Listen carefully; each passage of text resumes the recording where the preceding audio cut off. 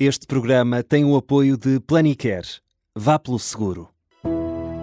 Quando o assunto é saúde, a prevenção e a confiança fazem toda a diferença. Na Planicare, a adesão é simples, rápida e pronta a usar. Planicare. Vá pelo seguro. Esta é a história do dia da Rádio Observador. Por dentro dos ficheiros do caso Carlos Castro.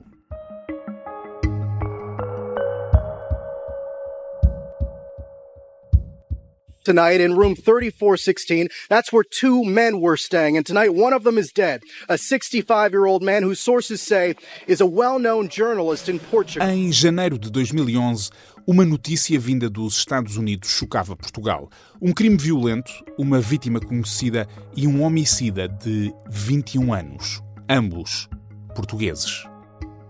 Passaram mais de 15 anos, mas em abril de 2026, o caso voltou. A CMTV teve acesso e vai revelar nos próximos... Foi brutalmente assassinado em Nova Iorque por Renato Seabra. Esteve 3 meses internado numa prisão psiquiátrica. Apareceu E voltou por causa de um novo podcast Plus do Observador que revela detalhes até agora desconhecidos sobre a noite em que Carlos Castro foi assassinado em Nova Iorque. Eu hoje vou falar com a jornalista Tânia Pereirinha, autora de Os Ficheiros do caso Carlos Castro, para perceber como é que se reabre uma história destas, o que foi descoberto e o que mais surpreendeu nesta investigação. Eu sou o Pedro Benevides e esta é a história do dia de quinta-feira, 30 de abril.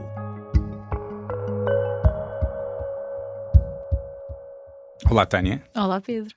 Olha, eu vou contar-te aqui uma história que se passou na minha casa, que foi a minha filha mais velha veio ter comigo contar-me que está viciada no podcast do Carlos Castro.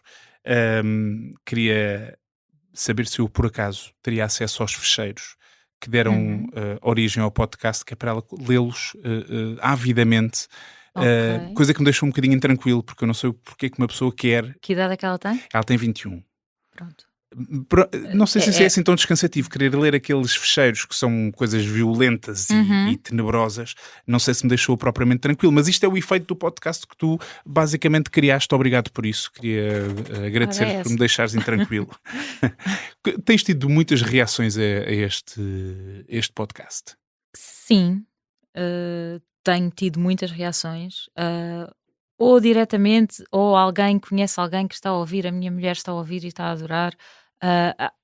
As pessoas estão a falar disto. Aliás, antes de começarmos a fazer este podcast, e foi um processo longo, eu percebi que havia muito interesse sobre este caso, ainda hoje, 15 anos depois. Houve uma altura, numa fase muito inicial, em que eu estava a ler a biografia do Carlos Castro, e às tantas resolvi tapar a capa do livro, porque cada pessoa que passava pela minha secretária aqui no Observador e vinha-me perguntar: é o próximo? É o próximo. E eu às tantas tapei a capa e escrevi Diário de uma Mulher de Meia Idade, que é uma coisa que não interessa a ninguém, não é? Portanto, sim. Como é que eu vou desviar as atenções? Já sei, vou chamar-lhe Diário de uma Mulher de Meia Idade. Exato, Ninguém e aí quer pararam, saber. sim, ninguém quer saber. Portanto, sim, isto é um tema que continua a interessar muitas pessoas e nós temos visto os episódios estão a ser muito ouvidos, estamos com números muito bons mesmo.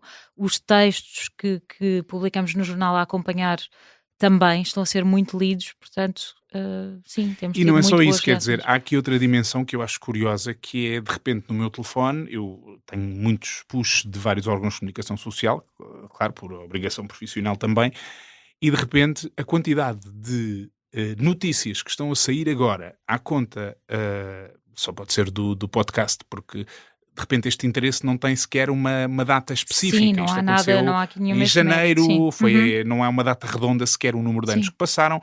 Portanto, obviamente que tu lançaste novamente aqui, e o Observador lançou aqui novamente, a discussão, ou o interesse, o fascínio sobre um caso que tem contornos muito violentos e é um tipo de crime que nós Não estamos habituados. não estamos não é? habituados. Sim.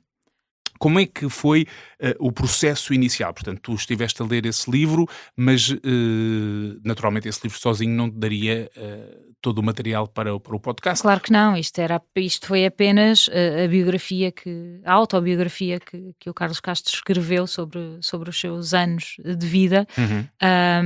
Li muitos outros livros, Falei com algumas pessoas, não tantas como queria ter falado, próximos dele e do Renato Seabra e de todas as pessoas que tiveram envolvimento direto na história, e depois, claro, tivemos acesso ao processo judicial aberto em Nova Iorque, e é isso que nos dá todo o sumo que nós agora temos no podcast e que não tínhamos antes, não é? Que nos permite contar a história do início ao fim, desde o momento em que Carlos e Renato se conhecem e se encontram pela primeira vez num hotel no Porto, 85 dias antes de tudo isto acontecer, porque eles tiveram muito pouco tempo juntos.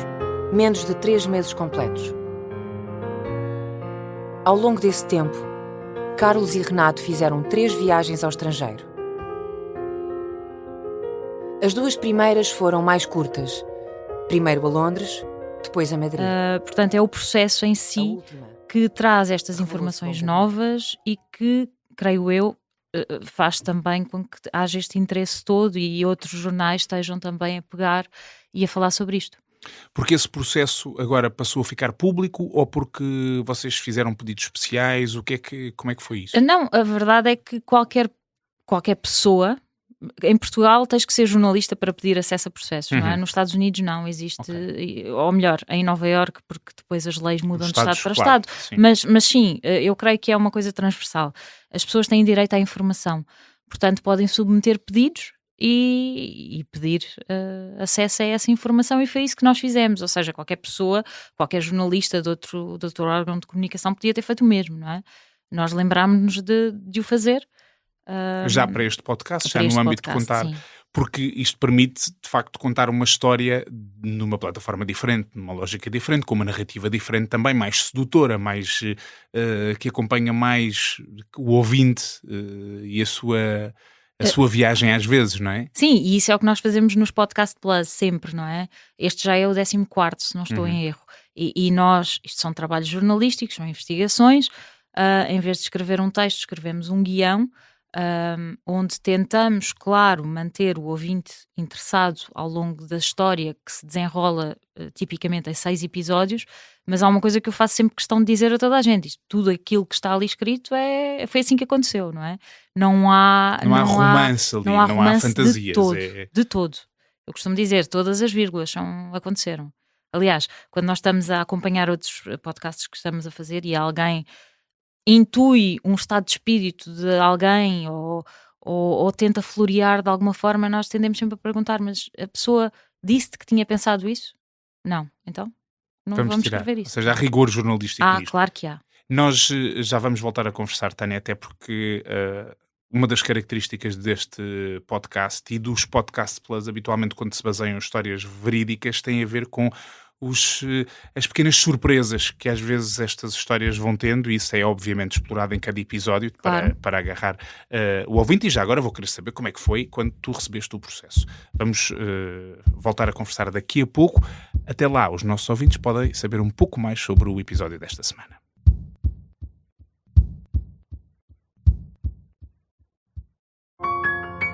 Eram sempre mais novos que eu. E eram rapazes bonitos.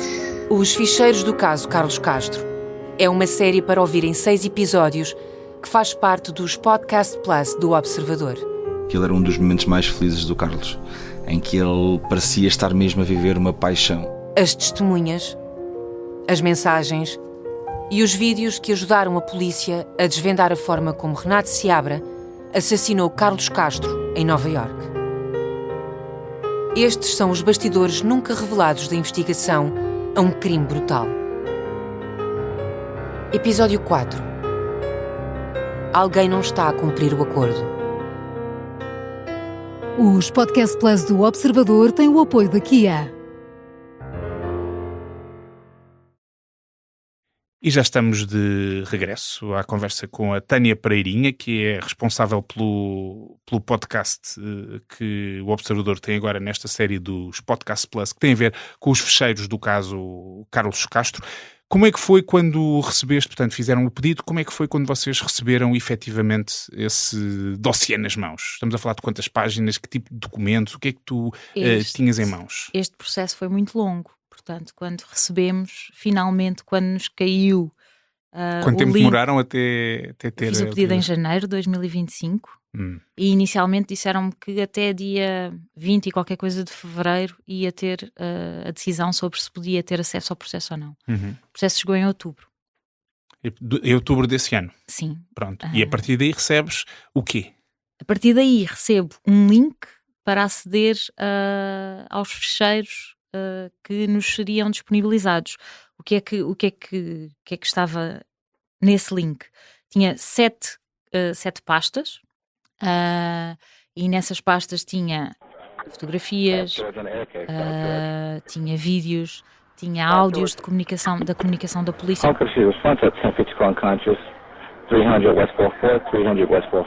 Portanto, fotografias da cena do crime, fotografias da câmara do Carlos Castro, que foi recuperada no quarto de hotel e que tinha o registro de todos os passos, aliás, dessa viagem e das viagens, ainda da viagem anterior que eles tinham feito em dezembro de 2010 a Madrid. Tínhamos vídeos das câmaras de segurança do hotel. Tínhamos vídeos de notícias de canais americanos à data. Tínhamos os áudios dos telefonemas feitos para a polícia, dos telefonemas feitos entre polícias, as comunicações de rádio entre polícias também. Tínhamos fotografias das notas manuscritas dos detetives que estiveram no local. Tínhamos os desenhos feitos da cena do crime, o desenho feito à mão pelo polícia que lá esteve e que assinalou as pistas que encontrou em cada recanto do quarto e que depois foi transformado num desenho feito a computador, não é? Tínhamos toda a transcrição do processo em tribunal, tínhamos todas as cartas enviadas pelos advogados e pela procuradora, todas as comunicações. Eu ouço-te descrever isso e penso, estando atrás... Não. Podia ser, mas não é o caso. Não, mas eu ouvia-te e pensava, se eu estivesse à procura deste caso, deste processo em particular, quando eu de repente me deparo com tudo isso que estás a descrever, eu acho que viveria aqui um misto de emoções, como se costuma dizer. Por um lado, uma alegria enorme do ponto de vista profissional apenas, obviamente, porque isto não é um caso julgamento muito difícil, sim. Mas tenho acesso a toda esta informação, que às vezes é raro, por exemplo, quando trabalhas com investigações portuguesas, não é? Claro que sim. Penso que nem metade das coisas tu terias acesso aqui. A fatura da última refeição que eles fizeram no restaurante, não é? Deve ser, quer dizer, dá para reconstituir tudo, sim. E com um projeto desta natureza isso deve ser ouro, não é? Por outro lado, deve ser uma ansiedade enorme quando de repente olhas e pensas, isto é uma casa cheia de material, como é que eu vou mergulhar nisto e sair à tona? Lê-se no processo. O doente apresentou comportamento inadequado, perguntando aos profissionais se podia tocar-lhes. Mais tarde, saiu do quarto despido, apesar das tentativas de orientação. Bom, não estamos em 2011, estamos em 2025, portanto temos ferramentas que nos ajudam muito, não é? Tu sabes, há uns anos nós nem sequer nós demorávamos horas a desgravar entrevistas, não é? Agora conseguimos em segundos. Felizmente. Portanto, temos inteligência artificial e nós usamos uma plataforma que nos permitiu colocar lá toda a informação e sistematizá-la ou perceber o que é que está em cada sítio, não é? O que é que está em cada caixa. Nesta caixa há isto, nesta caixa há aquilo. Portanto, uma organização pelo menos deu para fazer deu para logo. Organizar, deu para ajudar, por exemplo, nas notas manuscritas. Eu não conseguia ler algumas daquelas letras, portanto a inteligência artificial também ajudou nisso, ajudou a decifrar aquelas caligrafias. E depois, por exemplo, a transcrição do julgamento. Aquilo nem sequer vinha organizado, estava muito desorganizado, não estava por ordem cronológica, portanto o que é que eu tive que fazer? Tive que imprimir tudo, matar uma série de árvores, comprar 4 dossiês grandes e estar a organizar aquilo e ler de uma ponta à outra.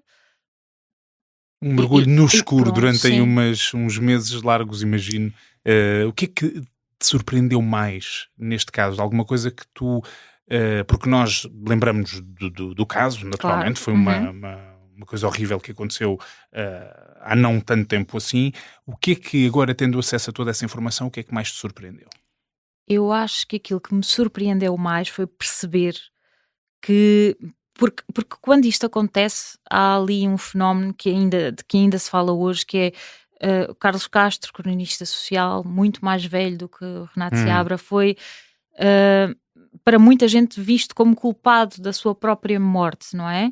Houve uma culpabilização da vítima na altura, porque o Renato Seabra tinha apenas 21 anos, era um miúdo, e de alguma forma houve quem achasse, e muita gente achou, que o Renato teria sido corrompido e de alguma forma violentado pelo Carlos Castro, e que teria feito o que fez em consequência disso.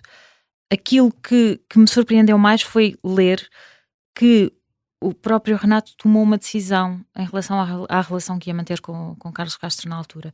E ao que tudo indica, Renato Seabra não era homossexual, sabia quem era o Carlos Castro e foi por isso que respondeu ao pedido de amizade que ele lhe mandou pelo Facebook, e foi por isso que nas primeiras mensagens que lhe mandou pediu logo ajuda, porque ele queria ser modelo, queria ser manequim e não estava a conseguir, e queria orientação para essa carreira, para saber o que havia de fazer.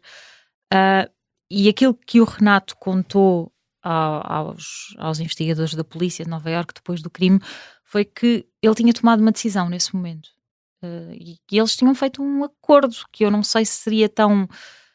não sei se o Carlos Castro estava consciente disso, porque ele dizia a toda a gente que estava apaixonado e que desta vez era amor, era uma relação séria, mas o Renato Seabra naquele momento... Estava a usá-lo. Estava.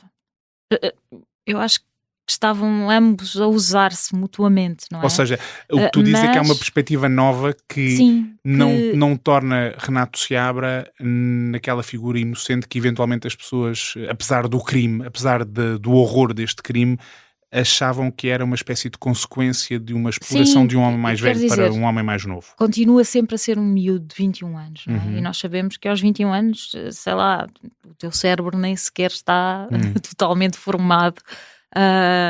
Portanto, e hoje em dia também se fala muito no grooming e na forma como pessoas mais velhas e com mais poder podem levar ou trabalhar miúdos ou miúdas mais novas para alguma coisa, não é? Mas pelo menos o que me surpreendeu foi perceber isso, que ele tinha tomado uma decisão consciente. Ele na altura, a polícia diz: eu sou um homem feito, tenho 21 anos e tomei uma decisão, eu quero isto. E ele consegue, e ele vai poder dar-me isso. Portanto, fui em frente.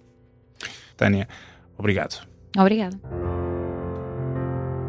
Eu conversei com a jornalista Tânia Pereirinha, autora do mais recente podcast Plus do Observador. Estão lá os novos pormenores desta história que nunca se apagou da memória coletiva, o antes e o depois daquela noite em que um conhecido cronista social é encontrado morto e mutilado num hotel de luxo em Nova Iorque.